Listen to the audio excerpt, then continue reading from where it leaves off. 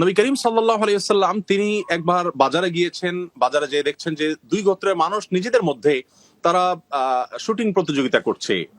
বর্ষা বা তীর এ জাতীয় কোনো কিছু কম্পিটিশন, মারার টার্গেটকে লক্ষ্য করে মারার তারা কম্পিটিশন করছে। নবী করিম সাল্লাল্লাহু আলাইহি ওয়াসাল্লাম বাজারে তাদের এই খেলা দেখে এক পক্ষকে বললেন, আমি তোমাদের সাথে আছি, তোমরা খেলা চালিয়ে যাও। তখন অপরপক্ষ তাদের যে তীর নিক্ষেপ সেটি তারা বন্ধ রেখেছিল। নবী সাল্লাল্লাহু আলাইহি ওয়াসাল্লাম বললেন যে কি ব্যাপার, তোমরা বন্ধ কেন রেখেছো? তখন তারা বলল, ইয়া রাসূলুল্লাহ, আপনি একটা পক্ষ তাদের সাথে যখন আছেন তখন সেদিকে কিভাবে আমরা তাদের বিরুদ্ধে কিভাবে আমরা আমাদের শক্তিমত্তা জাহির করতে যাই।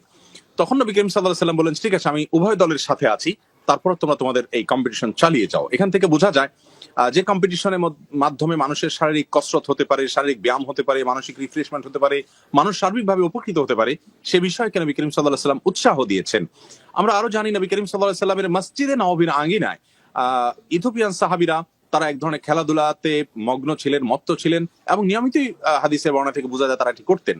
আমাদের আয়েশা রাদিয়াল্লাহু তাআলা নবী করিম সাল্লাল্লাহু আলাইহি ওয়াসাল্লামের পত্নী, তিনি নবী সাল্লাল্লাহু আলাইহি ওয়াসাল্লামকে বলেছেন, আমি এই খেলা দেখতে চাই। নবী করিম সাল্লাল্লাহু আলাইহি ওয়াসাল্লাম তাকে কিন্তু সানন্দে সেই খেলা দেখিয়েছেন।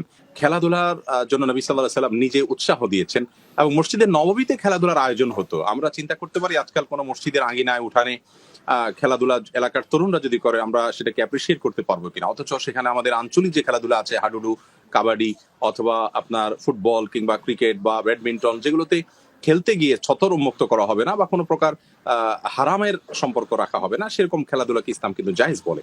নবী করিম সাল্লাল্লাহু আলাইহি ওয়াসাল্লাম নিজে বিনোদনের অংশ হিসেবে কবিতা আবৃত্তি করতেন, এবং ছোট ছোট বাচ্চারা যখন খালি গলায় গান গাইতো, গানের কথা মালার ভিতরে অশ্লীল বা খারাপ কিছু না থাকলে তিনি সেটাকে কিন্তু অ্যাপ্রিসিয়েট করতেন।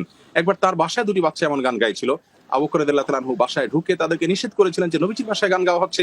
তখন নবী করিম সাল্লাল্লাহু আলাইহি ওয়াসাল্লাম উঠে এসে বললেন, দা হুমা, তাদেরকে গাইতে দাও, কারণ তারা যে গান গাচ্ছে সেখানে কথা বলার ভিতরে খারাপ কিছু নেই, এবং তারা সেখানে হারাম কোনো কিছু রাখছে না, সেখানে মিউজিকের মিশ্রণ নেই, যার কারণে নবী করিম সাল্লাল্লাহু আলাইহি ওয়াসাল্লাম এটিকে অনুমতি দিয়েছেন। তিনি কৌতুক করতেন চিত্ত বিনোদনের জন্য, খেলাধুলা এবং ক্রীড়া অংশ হিসেবে। তিনি এক সাহাবীকে একবার ডাকছিলেন, হে দুই কানওয়ালা। সবাই হেসে উঠলেন যে সবারই তো দুটি কান আছে। নবী সাল্লাল্লাহু আলাইহি ওয়াসাল্লাম যাকে ডেকেছেন তারও দুটি কান আছে, তিনি মিথ্যা বলেননি।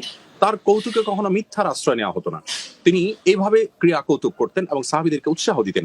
একবার কোন এক যুদ্ধে, অভিযানে সাহাবীদেরকে তিনি বলছেন, তোমরা সবাই দৌড়াদৌড়ি কম্পিটিশন করো, আসো সবাই একটু শারীরিক কসরত করি। সবাইকে দৌড়াদৌড়িতে লাগিয়ে দিলেন। আমাদের আয়েশা, তার পত্নী, তার স্ত্রী দাঁড়িয়েছিলেন, তাকে বললেন, তুমি আমার সাথে চলো, দৌড় প্রতিযোগিতা করো। তখন তিনি অবতীর্ণ হয়েছেন। একবার নবী করিম সাল্লাল্লাহু আলাইহি ওয়াসাল্লাম তাকে হারিয়ে দিলেন, আবার নবী সাল্লাল্লাহু আলাইহি ওয়াসাল্লাম হেরে গিয়ে তাকে জিতিয়ে দিলেন। তো এইভাবে শারীরিক ব্যায়াম হয়। এরকম যে কোনো খেলাধুলা যদি মানুষ করে, সেখানে যদি জুয়া না থাকে, সেখানে পারস্পরিক আর্থিক লেনদেন, খেলোয়াড়দের দুই দল পারস্পরিক না হয়, এবং কোনো অশ্লীলতা না থাকে, কোনো হারামের উপাদান না থাকে, উন্মাদনা না থাকে, তাহলে সেটি জায়েজ আছে।